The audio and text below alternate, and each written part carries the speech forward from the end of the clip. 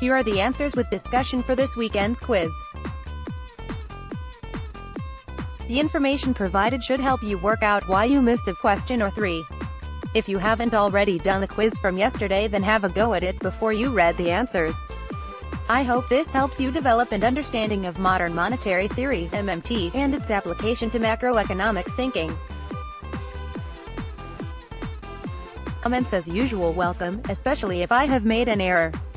Question 1. An external surplus is a necessary but not sufficient condition for a nation that wishes to grow during a period of fiscal surpluses and private domestic deleveraging. The answer is true. This is a question about the relative magnitude of the sectoral balances, the government fiscal balance, the external balance and the private domestic balance. The balances taken together always add to zero because they are derived as an accounting identity from the national accounts. The balances reflect the underlying economic behavior in each sector, which is interdependent. Given this is a macroeconomic system we are considering. To refresh your memory, the balances are derived as follows. The basic income expenditure model in macroeconomics can be viewed in at least two ways: A, from the perspective of the sources of spending, and B, from the perspective of the uses of the income produced. Bringing these two perspectives, of the same thing, together generates the sectoral balances. From the source's perspective we write, 1. GDP equals CIG, XM, which says that total national income, GDP, is the sum of total final consumption spending, C, total private investment, I, total government spending, E, and net exports, XM. Expression 1 tells us that total income in the economy per period will be exactly equal to total spending from all sources of expenditure. We also have to acknowledge that financial balances of the sectors are impacted by net government taxes, T, which includes all tax revenue minus total transfer and interest payments. The latter are not counted independently in the expenditure expression. 1. Further, as noted above, the trade account is only one aspect of the financial flows between the domestic economy and the external sector. We have to include net external income flows, FNI. Adding in the net external income flows, FNI, to expression 2, for GDP we get the familiar gross national product or gross national income measure, GNP. 2. GNP equals CIG, XM, FNI. To render this approach into the sectoral balances form, we subtract total net taxes, T, from both sides of expression 3, to get 3. GNP, T equals CIG, XM, FNI, T. Now we can collect the terms by arranging them according to the three sectoral balances. 4. GNP, C, T, I equals, E, T, XM, FNI. The terms in expression 4 are relatively easy to understand now. The term GNP, C, T, represents total income less the amount consumed less the amount paid to government in taxes, taking into account transfers coming the other way. In other words, it represents private domestic saving. The left-hand side of equation 4, GNP, C, T, I, thus is the overall saving of the private domestic sector, which is distinct from total household saving denoted by the term GNP, C, T. In other words, the left-hand side of equation 4 is the private domestic financial balance, and if it is positive then the sector is spending less than its total income, and if it is negative the sector is spending more than its total income. The term ET is the government financial balance and is in deficit if government spending E is greater than government tax revenue minus transfers T, and in surplus if the balance is negative. Finally, the other right-hand side term, XMFNI, is the external financial balance, commonly known as the current account balance, CAD. Is in surplus if positive and deficit if negative. English, we could say that the private financial balance equals the sum of the government financial balance plus the current account balance. We can rewrite expression 6 in this way to get the sectoral balances equation 5 SI equals ET CAD, which is interpreted as meaning that government sector deficits ET greater than 0 and current account surpluses CAD greater than 0 generate national income and net financial assets for the private domestic sector. Conversely, government surpluses (GT) less than zero, and current account deficits (CAD) less than zero, reduce national income and undermine the capacity of the private domestic sector to add financial assets. Expression 5 can also be written as 6 CAD equals GT, where the term on the left-hand side, CAD, is the non-government sector financial balance and is of equal and opposite sign to the government financial balance. This is the familiar MMT statement that a government sector deficit surplus is equal dollar for dollar to the non-government sector surplus deficit. The sectoral balances equation says that total private savings S minus private investment I has to equal the public deficit spending G minus taxes T plus net exports X minus imports M plus net income transfers. All these relationships, equations, hold as a matter of accounting and are not matters of opinion. The following graph with accompanying data table lets you see the evolution of the balances expressed in terms of percent of GDP. In each period I just held the fiscal balance at a constant surplus 2% of GDP, green bars. This is artificial because as economic activity changes, the automatic stabilizers would lead to endogenous changes in the fiscal balance. We will just assume there is no change for simplicity. It doesn't violate the logic. To aid interpretation, remember that IS greater than 0 means that the private domestic sector is spending more than they are earning, that GT less than 0 means that the government is running a surplus because T greater than G, and XM less than 0 means the external position is in deficit because imports are greater than exports. If the nation is running an external surplus, it means that the contribution to aggregate demand from the external sector is positive, that is net addition to spending, which would increase output and national income. The external surplus also means that foreigners are decreasing financial claims denominated in the local currency. Given that exports represent a real cost and imports a real benefit, the motivation for a nation running a net export surplus, the exporting nation in this case, must be to accumulate financial claims, assets, denominated in the currency of the nation running the external deficit. A fiscal surplus means the government is spending less than it is taking out of the economy via taxations, which puts a drag on aggregate demand and constrains the ability of the economy to grow. So the question is, what are the relative magnitudes of the external add and the net public spending subtract from income? The following graph shows the range of options for a given external surplus of 2% of GDP. In periods 1 to 5, the private domestic sector is saving because the public sector does not negate the overall contribution of the external sector to demand and hence growth.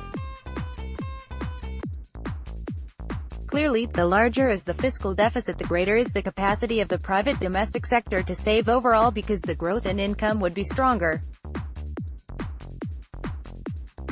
In periods 4 and 5, the fiscal balance moves from deficit to balance then surplus, yet the private domestic sector can still net save. That is because the fiscal drag coming from the fiscal balance in period 4 is 0 and in period 5 less than the aggregate demand add derived from the external sector. In periods 6 and 7, the private domestic sector stops net saving because the fiscal drag coming from the fiscal surplus offsets period 6, and then overwhelms period 7, the aggregate demand add from the external sector. The general rule when the economy runs an external surplus is that the private domestic sector will be able to net save if the fiscal surplus is less than the external surplus. That is why the external surplus is necessary but not sufficient. It relies on the fiscal surplus being large enough for the private domestic sector to be able to net save. The following blogs may be of further interest to you. Question 2. When a nation's fiscal deficit is declining, it tells us that the government has fallen into an austerity mindset. The answer is false. Intuitively, we might think that if the deficit rises, the government must be pursuing an expansionary fiscal policy. But intuition is not always a good guide and doesn't replace understanding. The question is exploring the issue of decomposing the observed fiscal balance into the discretionary, now called structural, and cyclical components. The latter component is driven by the automatic stabilizers that are inbuilt into the fiscal process. The fiscal balance is the difference between total government revenue and total government outlays. So if total revenue is greater than outlays, the fiscal balance is in surplus and vice versa. It is a simple matter of accounting with no theory involved. However, the fiscal balance is used by all and sundry to indicate the fiscal stance of the government. So if the fiscal balance is in surplus, it is often concluded that the fiscal impact of government is contractionary, withdrawing net spending, and if the fiscal balance is in deficit, we say the fiscal impact expansionary, adding net spending. Further, a rising deficit, falling surplus, is often considered to be reflecting an expansionary policy stance and vice versa. What we know is that a rising deficit may, in fact, indicate a contractionary fiscal stance, which, in turn, creates such income losses that the automatic stabilizers start driving the fiscal balance back towards, or into, deficit. So the complication is that we cannot conclude that changes in the fiscal impact reflect discretionary policy changes. The reason for this uncertainty clearly relates to the operation of the automatic stabilizers. To see this, the most simple model of the fiscal balance we might think of can be written as budget balance equals revenue, spending. Budget balance equals tax revenue, other revenue, welfare payments, other spending. We know that tax revenue and welfare payments move inversely with respect to each other, with the latter rising when GDP growth falls and the former rises with GDP growth. These components of the fiscal balance are the so-called automatic stabilizers. In other words, without any discretionary policy changes, the fiscal balance will vary over the course of the business cycle. When the economy is weak, tax revenue falls and welfare payments rise, and so the fiscal balance moves towards deficit, or an increasing deficit. When the economy is stronger, tax revenue rises and welfare payments fall, and the fiscal balance becomes increasingly positive. Automatic stabilizers attenuate the amplitude in the business cycle by expanding the fiscal balance in a recession and contracting it in a boom. So just because the fiscal balance goes into deficit doesn't allow us to conclude that the government has suddenly become of an expansionary mind. In other words, the presence of automatic stabilizers make it hard to discern whether the fiscal policy stance chosen by the government is contractionary or expansionary at any particular point in time. To overcome this uncertainty, economists devised what used to be called the full employment or high employment budget. In more recent times, this concept is now called the structural balance. The change in nomenclature is very telling because it occurred over the period that neoliberal governments began to abandon their commitments to maintaining full employment, and instead decided to use unemployment as a policy tool to discipline inflation. The full employment budget balance was a hypothetical construct of the fiscal balance that would be realized if the economy was operating at potential or full employment. In other words, calibrating the fiscal position and the underlying fiscal parameters against some fixed point, full capacity, eliminated the cyclical component, the swings in activity around full employment. So if full employment fiscal balance would be balanced if total outlays and total revenue were equal when the economy was operating at total capacity. If the fiscal balance was in surplus at full capacity, then we would conclude that the discretionary structure of the fiscal balance was contractionary, and vice versa if the fiscal balance was in deficit at full capacity. The calculation of the structural deficit spawned a bit of an industry in the past, with lots of complex issues relating to adjustments for inflation, terms of trade effects, changes in interest rates, and more. Much of the debate centered on how to compute the unobserved full employment point in the economy. There were a plethora of methods used in the period of true full employment in the 1960s. All of them had issues, but like all empirical work, it was a dirty science, relying on assumptions and simplifications. But that is the nature of the applied economist's life. As I explain in the blogs cited below, the measurement issues have a long history and current techniques and frameworks based on the concept of the non-accelerating inflation rate of unemployment. The NI rule bias the resulting analysis such that actual discretionary positions which are contractionary are seen as being less so and expansionary positions are seen as being more expansionary. The result is that modern depictions of the structural deficit systematically understate the degree of discretionary contraction coming from fiscal policy.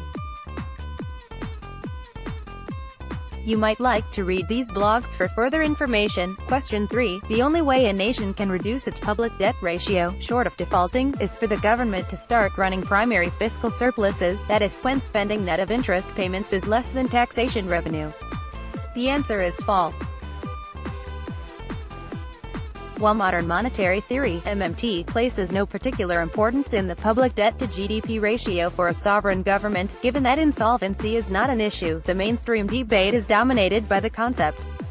The unnecessary practice of fiat currency issuing governments of issuing public debt dollar for dollar to match public net spending deficits ensures that the debt levels will always rise when there are deficits. But the rising debt levels do not necessarily have to rise at the same rate as GDP grows. The question is about the debt ratio, not the level of debt per se. Rising deficits often are associated with declining economic activity, especially if there is no evidence of accelerating inflation, which suggests that the debt-GDP ratio may be rising, because the denominator is also likely to be falling or rising below trend. Further, historical experience tells us that when economic growth resumes after a major recession, during which the public debt ratio can rise sharply, the latter always declines again. It is this endogenous nature of the ratio that suggests it is far more important to focus on the underlying economic problems which the public debt ratio just mirrors. The mainstream framework for analyzing the dynamics in public debt ratios starts with the concept of the government budget constraint, GBC. The GBC says that the fiscal deficit in year T is equal to the change in government debt over year T plus the change in high-powered money over year T. So in mathematical terms it is written as, which you can read in English as saying that budget deficit equals government spending, government interest payments, tax receipts must equal B, financed by a change in bonds B, and or a change in high-powered money H. Triangle sign, delta, is just shorthand for the change in a variable. However, this is merely an accounting statement. In a stock flow consistent macroeconomics, this statement will always hold. That is, it has to be true if all the transactions between the government and non-government sector have been correctly added and subtracted.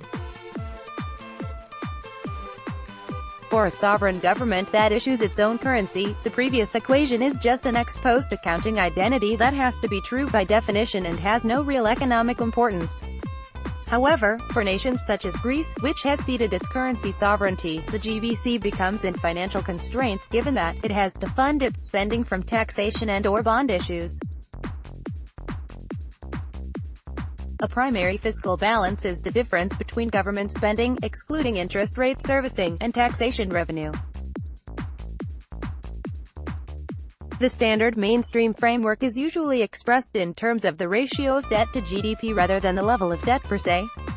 Even so-called progressives, deficit doves, use this framework as if it applies to all governments.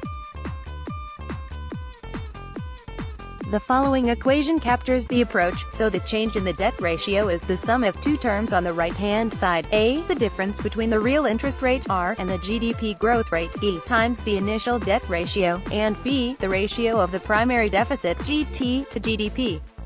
The real interest rate is the difference between the nominal interest rate and the inflation rate. This standard mainstream framework is used to highlight the dangers of running deficits. But even progressives, not me, use it in a perverse way to justify deficits in a downturn balanced by surpluses in the upturn. Many mainstream economists and a fair number of so-called progressive economists say that governments should at some point in a business cycle run primary surpluses, taxation revenue in excess of non-interest government spending, to start reducing the debt ratio back to safe territory. Almost all the media commentators that you read on this topic take it for granted that the only way to reduce the public debt ratio is to run primary surpluses. That is what the whole credible exit strategy rhetoric is about and what is driving the austerity push around the world at present.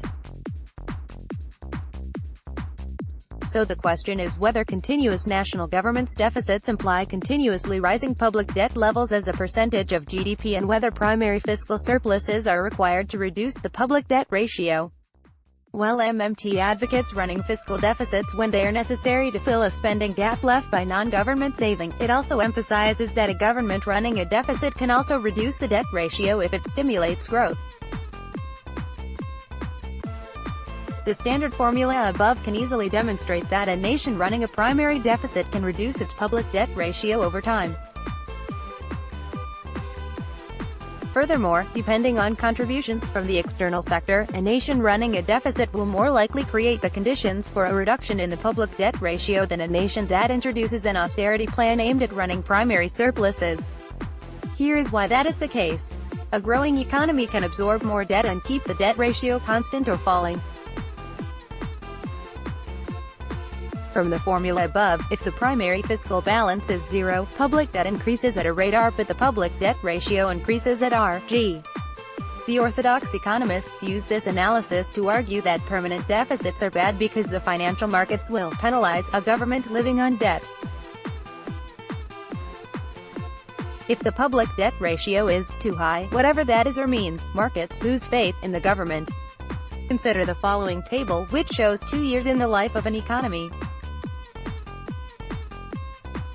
It keeps things simple by assuming a public debt ratio at the start of the period of 100%, so by minus 1 equals 1.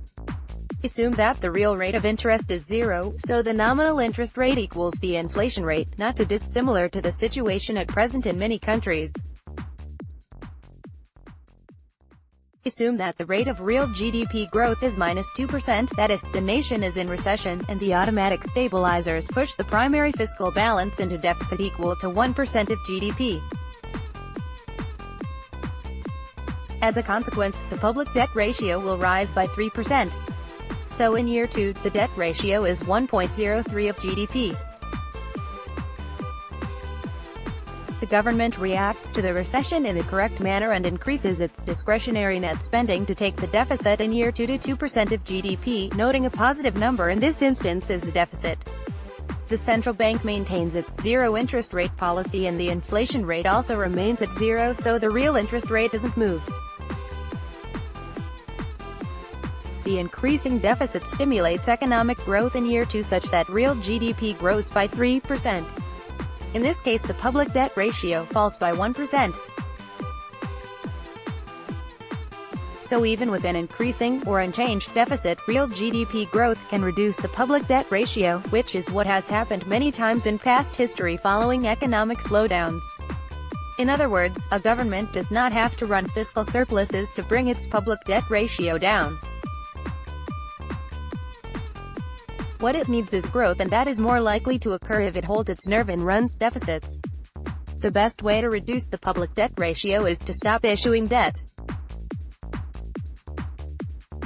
A sovereign government doesn't have to issue debt if the central bank is happy to keep its target interest rate at zero, or pay interest on excess reserves. The discussion also demonstrates why tightening monetary policy makes it harder for the government to reduce the public debt ratio, which, of course, is one of the more subtle mainstream ways to force the government to run surpluses. The following blog may be of further interest to you. Saturday quiz, May 8, 2010. Answers and discussion. That is enough for today. See, copyright 2018 William Mitchell. All rights reserved.